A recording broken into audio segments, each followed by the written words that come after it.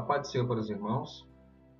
É com grande prazer que novamente venho, através deste veículo de comunicação, estar expondo para os irmãos mais uma aula concernente ao trimestre que nós, da Igreja Assembleia de Deus, estamos estudando, que nos fala concernente às 7 cartas do Apocalipse.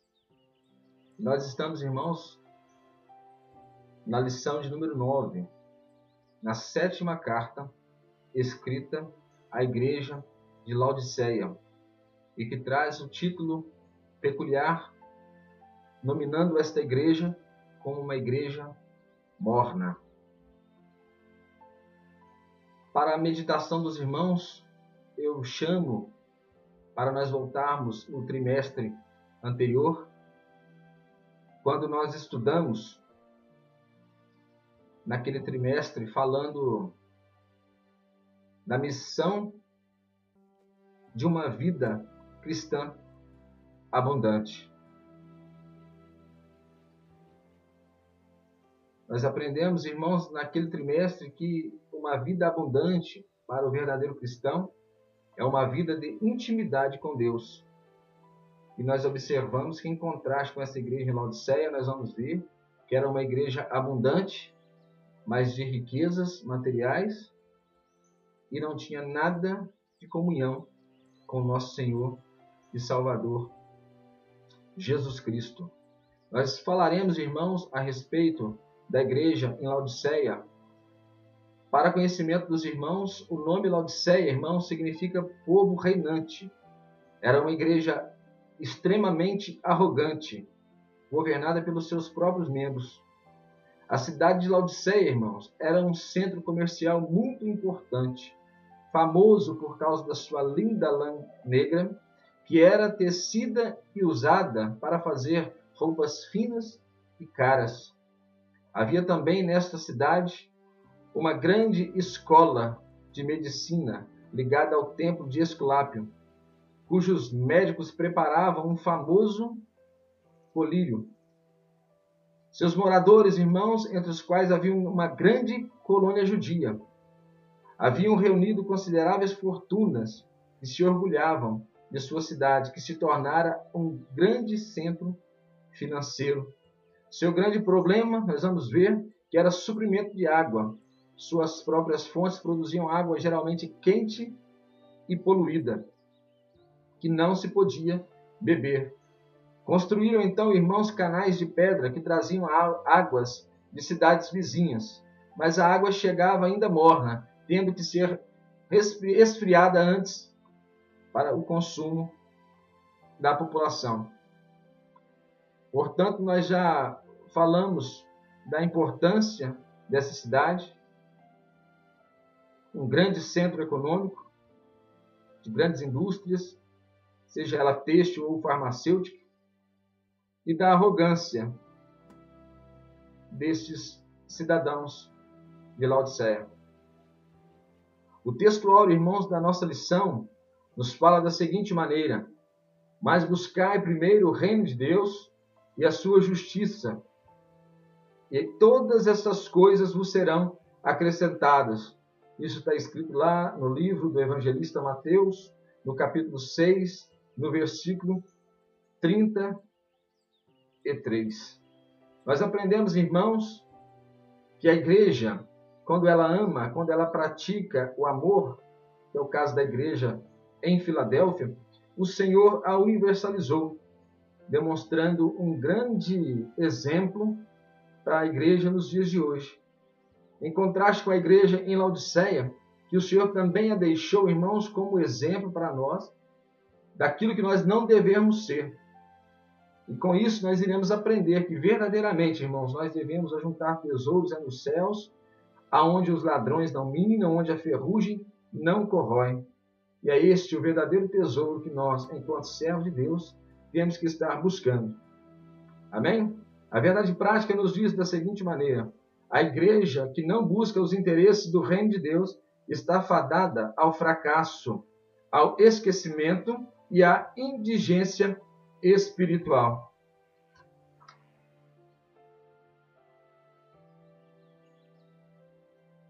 A leitura bíblica em classe, irmãos, está no 3º capítulo de Apocalipse e vai do versículo 14 até o versículo 22, que nos diz assim: E ao anjo da igreja que está em Laodiceia escreve: Isto diz o Amém, a testemunha fiel, a verdadeira, o princípio da criação de Deus. Eu sei as tuas obras, nem és frio, nem quente. Tomara que fosse frio ou quente. Assim, porque és morno e não és frio, nem quente, vomitar-te-ei da minha boca. Como dizes, rico sou, e estou enriquecido, e de nada tenho falta. E não sabes que és um desgraçado e miserável, pobre, cego e nu. Aconselho-te que de mim compres ouro provado no fogo, para que te enriqueças, e vestes brancas para que te vistas, e não apareça a vergonha da tua nudez, e que unjas os seus olhos com colírio, para que vejas. Eu repreendo e castigo a todos quantos amo. Sê, pois, zeloso e arrepende-te. Eis que estou à porta e bato. Se alguém ouvir a minha voz e abrir a porta, entrarei em sua casa e com ele cearei, e ele comigo. Ao que vencer, lhe concederei que se assente comigo no meu trono, assim como eu venci e me assentei com meu Pai no seu trono. Quem tem ouvidos, ouça o que o Espírito diz às igrejas. Portanto, irmãos, nessa lição nós vamos aprender que a verdadeira situação espiritual da igreja em Laodiceia.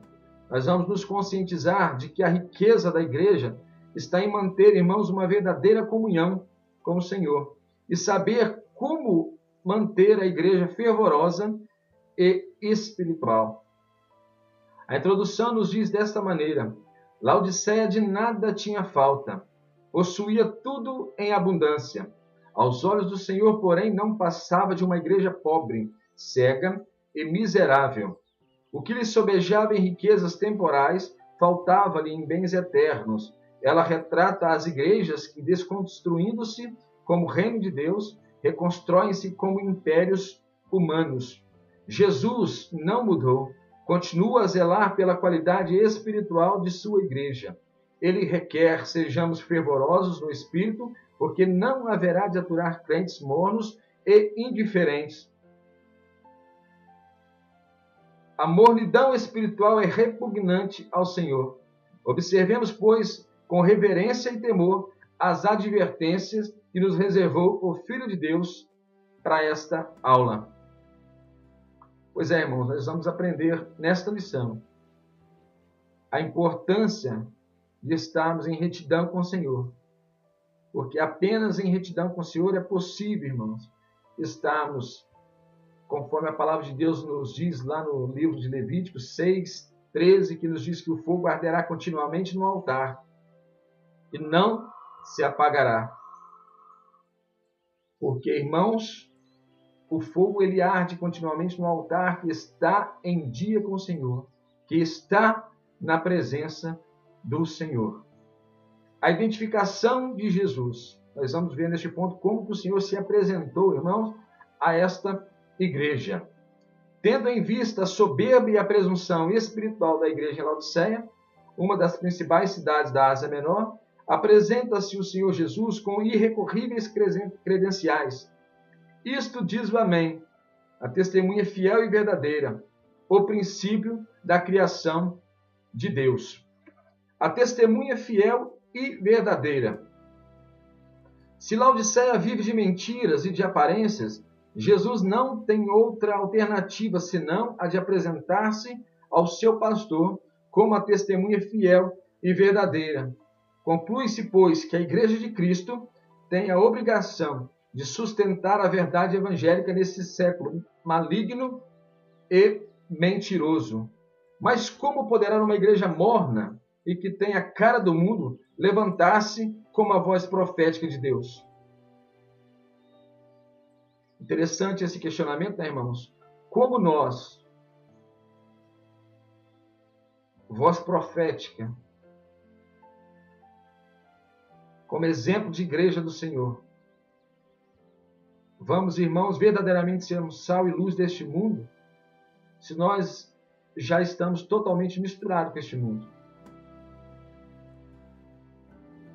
Paulo fala na sua primeira carta a Timóteo como que deve ser a postura, como deve ser o andar, como deve ser o postar dentro da casa do Senhor, para que verdadeiramente, irmãos, nós vamos estar servindo um Deus que é vivo, que é santo e que tem exigido santidade da tua igreja.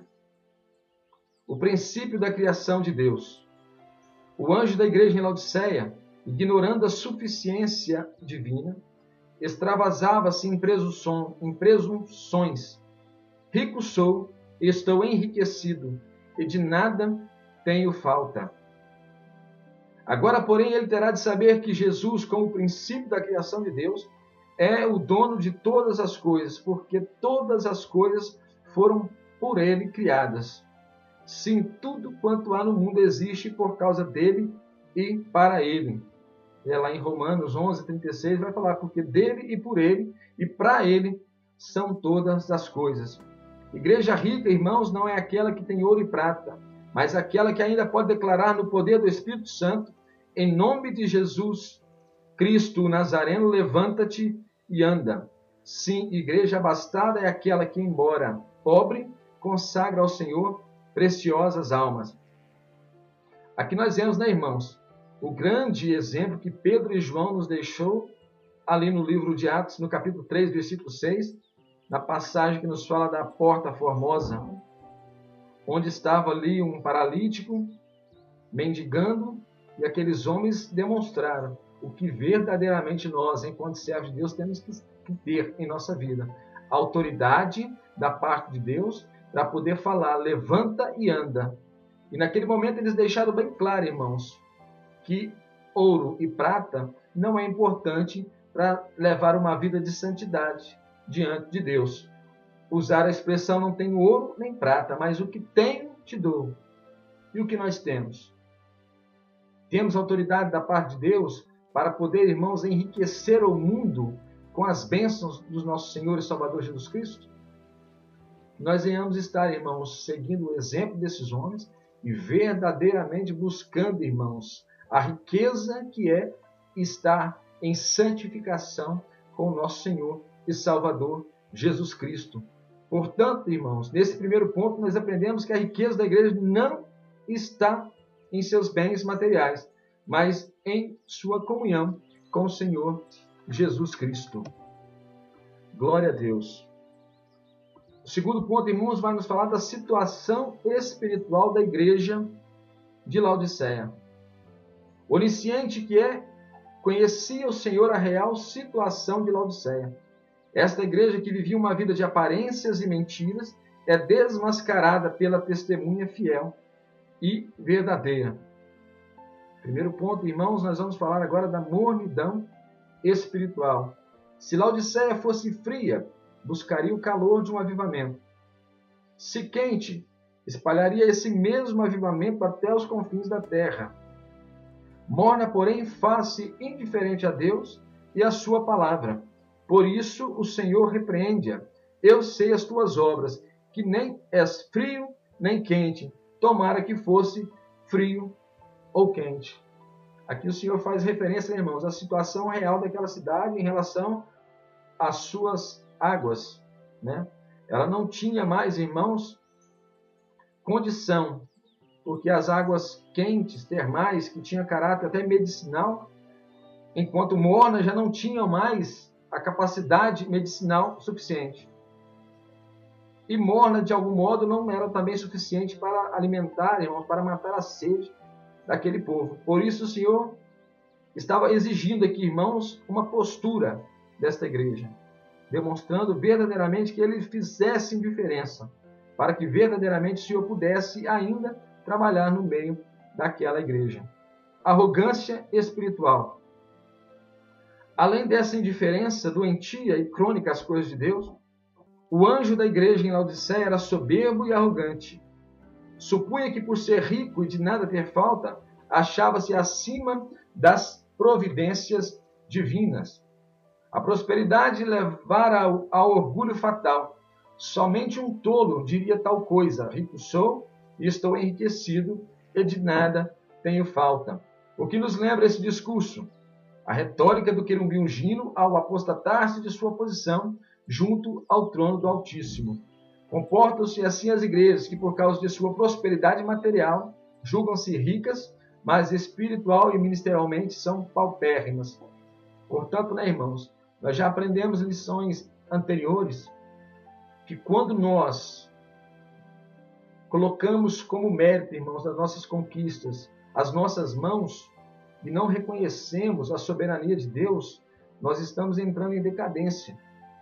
Nós observamos aqui que o comentarista ele fez referência ao livro do profeta Isaías, no capítulo 14, versículo 13 e 14, quando ele fala do próprio Satanás, que ele, com seu coração cheio de soberba, ele disse em seu coração que subiria ao céu, no mais alto das estrelas de Deus, para exultar o seu trono, e que se assentaria no monte da congregação, querendo se colocar, irmãos, acima de Deus.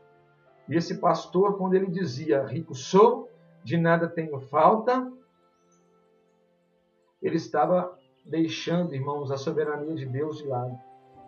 Estava colocando méritos apenas nas suas forças. E o Senhor, irmãos, ele requer de nós, enquanto servos de Deus, que nós o adoremos em espírito e em verdade, que nós venhamos reconhecê-lo como único e suficiente Salvador em nossas vidas. Falta de percepção do próprio eu. Apesar de todos os seus bens materiais, Laodiceia em nada diferia de um esmoler espiritual. E não sabeis que é um desgraçado e miserável e pobre e cego e nu. Era desta maneira, irmãos, que o Senhor via. Era nesta ótica que o Senhor contemplava esta igreja. Se Adão, logo após a queda, percebeu-se nu, o pastor da igreja em Laodiceia julgava-se bem vestido e ornado. Se o primeiro homem teve os olhos abertos para enxergar a própria nudez, o anjo de Laodiceia achava-se, mesmo despido, em trajes de gala. E se Adão, reconhecendo a própria carência, cozeu aventais de figueira, aquele obreiro, embora descoberto, desfilava toda a sua nudez diante das ovelhas. Infelizmente, ninguém tinha coragem de dizer que o pastor estava nu. Foi preciso que o pastor dos pastores endereçasse-lhe uma enérgica carta apontando-lhe a nudez, a pobreza e a cegueira espiritual. O Senhor falou, irmãos, da maneira que aquela cidade, que aquela igreja estava. Uma cidade rica e famosa por sua indústria têxtil, onde produziam as melhores roupas, as melhores e mais caras roupas. O Senhor enxergava aquele pastor como nu. Numa cidade onde tinha uma indústria farmacêutica, onde se produzia um melhor colírio, o Senhor falou que aquela igreja estava cega.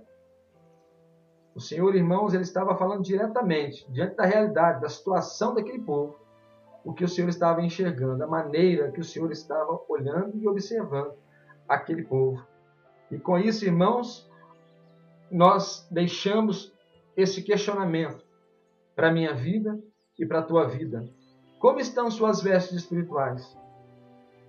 Ainda alvas? Ou anda você nu sem saber? Em todo o tempo, irmãos, sejam alvas suas vestes e nunca falte o óleo sobre a tua cabeça. Né? Esse versículo está em Eclesiastes, né, irmão? No capítulo 9, versículo 8. Em todo o tempo, sejam alvas suas vestes e nunca falte o óleo sobre a tua cabeça. Nós observamos de como, irmãos, é precioso estarmos na presença de Deus com as nossas vestes, irmãos, limpas. Porque o nome do Senhor é glorificado, irmãos, nessa situação. Portanto, irmãos, nesse segundo ponto, nós observamos que a igreja em Laodiceia vivia de aparência. Ela era morna e arrogante espiritualmente. Agora, como reavivar uma igreja morna? Temos a impressão de que Laodiceia era um caso perdido. Todavia, o Senhor Jesus não havia desistido dessa ainda amada e querida igreja. juntamente com a reprimida e a censura, envia-lhe ele a receita de um grande e poderoso avivamento. Aconselho-te que de mim compres ouro provado no fogo, para que te enriqueças, e vestes brancas, para que te vistas, e não apareça a vergonha da tua nudez, e que unja os olhos com colírio para que vejas. O anjo daquela igreja deveria fazer, com máxima urgência, as seguintes aquisições junto ao Cordeiro de Deus. Pois bem, né, irmãos, nós observamos que por mais que aquela igreja estivesse numa situação de calamidade, numa situação totalmente indiferente para com as coisas do Senhor, nós ainda observamos que verdadeiramente, quando a palavra de Deus nos diz que o Senhor não tem prazer na morte de um ímpio, quando um ímpio se perde, nós observamos que por mais que essa igreja estivesse totalmente contra os princípios da palavra de Deus, o Senhor ainda estava cuidando e estava zelando, e que ainda estava dando oportunidades para que eles reconhecessem a sua soberania e se voltassem para o verdadeiro evangelho. Ouro refinado pelo fogo. A menos que o anjo da igreja em Laodiceia adquirisse os tesouros da sabedoria e da ciência em Cristo, continuaria a levar uma vida miserável. Como adquirir tais tesouros? Né, irmãos? Como adquirir tais tesouros? Cristo nos coloca à disposição. Não quer você apossar-se desses tesouros e ter uma comunhão mais íntima com o Senhor? Lá em Colossenses 2, irmãos, a palavra de Deus vai nos dizer: porque os seus corações sejam consolados e estejam unidos em amor e enriquecidos da plenitude da inteligência, para conhecer o ministério de Deus, Cristo. Pois é, né, irmãos, quando nós entendemos o propósito de salvação em nossas vidas, quando nós entendemos a urgência e a necessidade de proclamarmos o hito de salvação que o Senhor nos deixou, nós estamos, irmãos, buscando uma comunhão íntima com o nosso Senhor e Salvador, Jesus Cristo. E nós sabemos, irmãos, que o ouro, quando ele é refinado pelo fogo, dele é tirado toda a impureza. E verdadeiramente aí é que ele é valorizado. Nós venhamos estar, irmãos, sendo purificados a cada dia pelo fogo do Espírito Santo de Deus, para que nós venhamos estar, irmãos, a cada dia cheios da unção, para proclamarmos a palavra de Deus com sabedoria, com inteligência, com temor do Senhor, para que o nome do Senhor venha a ser glorificado. Vestiduras brancas. Redimidos pelo sangue do Cordeiro, nossas vestes tornaram-se mais alvas que a neve. Sim, ele mudou-nos as vestiduras que, manchadas pela iniquidade, envergonhavam-nos diante de sua justiça e santidade. Como está você diante de Deus? Nu ou revestido da graça divina? Lá no livro do profeta Zacarias, irmãos, no capítulo 3, do versículo 1 até o versículo 10, nós observamos ali uma visão de Deus. O profeta consegue ver o sumo sacerdote Josué. E esse sumo sacerdote, ele se apresenta diante do anjo do Senhor com suas vestes sujas. E ali o profeta consegue visualizar que as vestes daquele sumo sacerdote, ela é trocada por uma veste limpa, mostrando, irmãos, que toda a iniquidade, ela é tirada, ela foi tirada pelo nosso Senhor e Salvador, Jesus Cristo. E é pelo sangue, irmãos, do Cordeiro, que nós temos hoje o direito de estar aqui falando esta palavra que salva, que vivifica, irmãos, que leva para o céu, que batiza com o Espírito Santo e que traz renovo. Com isso, irmãos, o Senhor estava trazendo para aqueles dias do profeta Zacarias uma exortação à santidade, à busca da santidade. E o Senhor ainda fala mais à frente que se permanecesse diante da presença do Senhor, o Senhor o colocaria ainda mais em posição de destaque. E é isso, irmãos, que nós devemos estar buscando de Deus. Ser honrado pelo Senhor e Salvador Jesus Cristo e manter as nossas vestes limpas diante do Senhor. Terceiro ponto vai nos falar do colírio. A cegueira espiritual era um grande problema da igreja em Laodiceia. não conseguia ver a própria miséria, nem podia perceber a sua nudez. Por isso o Senhor Jesus aconselha o seu anjo: aconselho-te que de mim compres colírio para que vejas. Sabe onde poderá você encontrar o colírio recomendado pelo Senhor? Nas Sagradas Escrituras. Lendo-a, conseguimos ver todas as coisas perfeitamente. O Salmo 119, qual o comentarista nos deixou de referência, no versículo 105, nos fala, irmãos, que lâmpada para os meus pés é a tua palavra e luz para o meu caminho. Nós observamos que está diante de Deus, estudando sistematicamente a tua palavra, buscando entendimento e discernimento da parte de Deus. É isso, irmãos, que vai fazer com que nós estejamos com os nossos olhos sempre aptos, abertos, conseguindo ver, irmãos, aquilo que o Senhor tem proposto para a nossa vida e para a vida da igreja do Senhor na terra. Concluímos então, irmãos, que embora abastada e próspera, a orgulhosa Laodiceia não era rica diante de Deus. Voltemos à manjedoura, enriqueçamos-nos daquele que se fez pobre por amor de nós. Vençamos a mornidão espiritual, pois o Senhor Jesus promete-nos um grande e verdadeira recompensa. Ao que vencer, lhe concederei que assente comigo no meu trono, assim como eu venci e me assentei com meu Pai no seu trono. Haveria esperança, irmãos, aos laodicenses, caso eles se arrependessem, mas isso implicaria numa mudança de atitude, de coração, um retorno ao antigo fervor. Acontecendo isso, com certeza, irmãos, eles permaneceriam em consagração e num zelo contínuo para com a palavra de Deus. Nós viemos aprender, irmãos, nessa aula, que nós devemos reavaliar nossa postura, nossa conduta de servo de Deus. E buscarmos, irmãos, estarmos fervorosos na presença de Deus. Para que com esse nosso ardor, com esse nosso fervor, nós venhamos impactar, nós venhamos alcançar pessoas que estão caindo em mornidão, para que elas não venham se afastar da verdade de salvação. Que nós venhamos estar orando a cada dia, como Davi nos ensinou, pedindo ao Senhor que não afaste teu Espírito Santo e que venha nos dar, irmãos, a cada dia a alegria de sermos salvos da presença do Senhor Jesus. Amém? Aos irmãos que tiverem acesso a esse vídeo, fica aqui o meu abraço e que essa aula venha ser útil para os irmãos. Amém? A paz do Senhor.